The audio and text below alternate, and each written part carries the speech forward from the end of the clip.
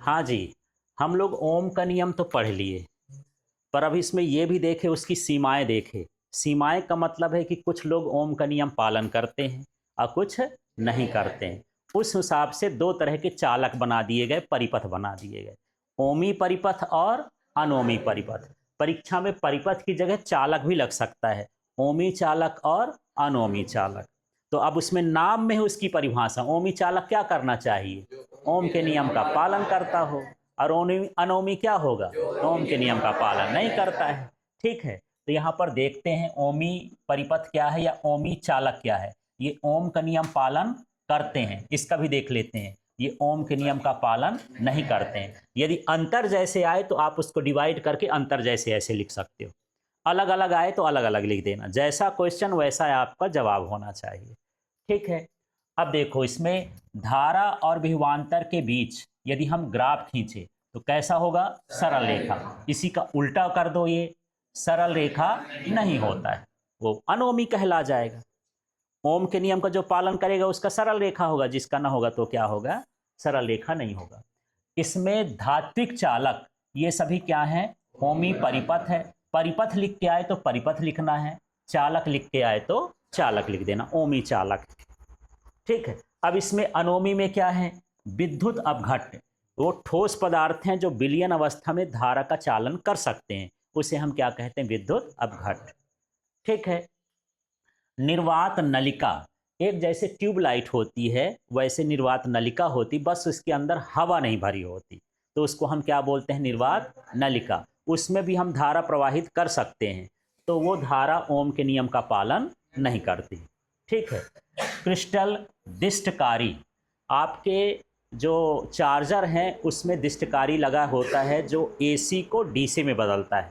आपके घरों में एसी धारा होती है ना, अल्टरनेटिंग करंट, प्रत्यावर्ती धारा, और जब आप मोबाइल चार्ज करते हो तो उसको डीसी मिलती है, माने प्लस माइनस वाली धारा। तो उसको जो बदलता है उसको क्या बोलते हैं? दिष्टकारी। ये जो है अर्धचालक से बने होते हैं, लास्ट चैप्टर में इसको पढ़ेंगे। ये भी ओम के नियम का पालन नहीं करता। ये जितने हैं अर्धचालक वाले हैं, चाहे ट्रांजिस्टर हो, तापायनिक बल्ब हो, डायोड वाल्व हो, अर्धचालक हो, थर्मिस्टर हो, ये सभी क्या कहलाते हैं? अनओमी परिपथ कहलाते हैं। 2-3 ठो भी उदाहरण आपको याद रहे तो उनको लिख देना है, कोई जरूरी नहीं कि इतने सारे ही लिखना है। ठीक है, अब देखो यहाँ पर ओमी परिपथ के विभवांतर तथा प्रवाहित धारा के निष्पत्ति को या अनुपात को क्या कहा जाता है? प्रतिरोध। इसको मैं भाषा बना दिया। ये शब्द मत देखो, आर बराबर क्या हुआ? वी आई। ये देखो वी इक्वल टू क्या होता है? I R. आई बराबर क्या हो जाएगा? V upon are. आर का पक्षांतर कर दोगे ना इधर, ऐसे आएगा। ठीक है, ये आर अपॉन वी आ जाएगा, नहीं आएगा? अच्छा, मैं चाहे गलत लिख दूं चाहे सही लिख दूं, सब सही है। अच्छा, आर इक्वल टू क्या हो जाएगा? V upon I. ऐसा है, इस सूत्र से हमको मतलब चालक के सिरों पर लगाया गया विभवांतर और ये क्या है? धारा के अनुपात को। अब यहाँ नया शब्द आ गया है, निष्पत्ति। मैं इसलिए लिख दिया निष्पत्ति की, परीक्षा में लिख के आ जाता है निष्पत्ति, फिर कंफ्यूजन ना यार, हम तो अनुपात पढ़े थे, निष्पत्ति कुछ और होता हो गया, नया है कुछ, ऐसे दिमाग में लगता है।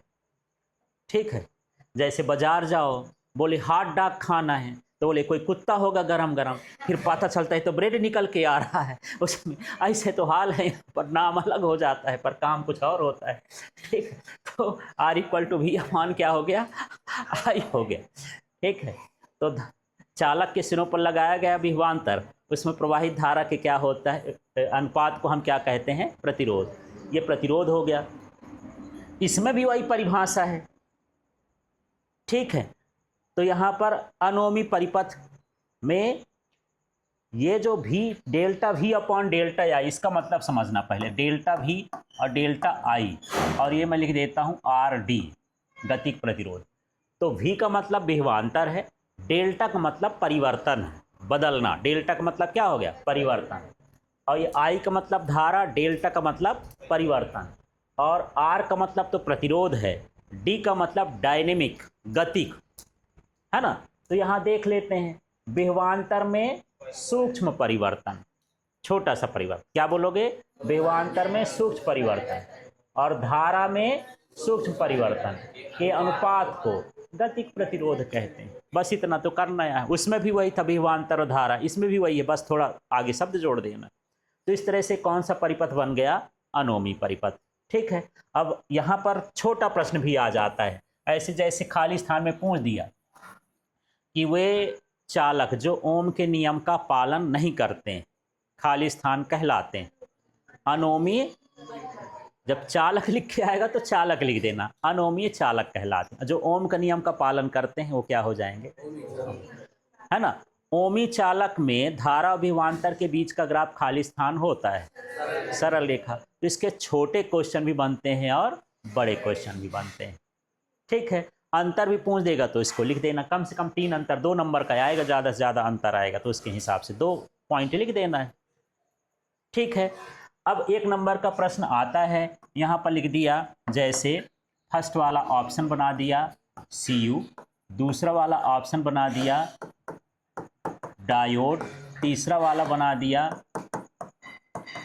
ट्रांजिस्टर, चौथा बना दिया थर्मिस्टर। अब इसमें पूछ लिया कौन सा ओमीय चालक है? कॉपर धातु है ना ये, तो ये ओमी चालक हो जाएगा। ऐसे कभी कभी धातु भी लिख देता है, तो धातु लिख लिख के थक गया है, लोग जानने लगे तो बोले थोड़ा बदल दो इसको, है ना। तो गड़बड़ी करें ये लोग। ठीक, समझ में आ गया ये?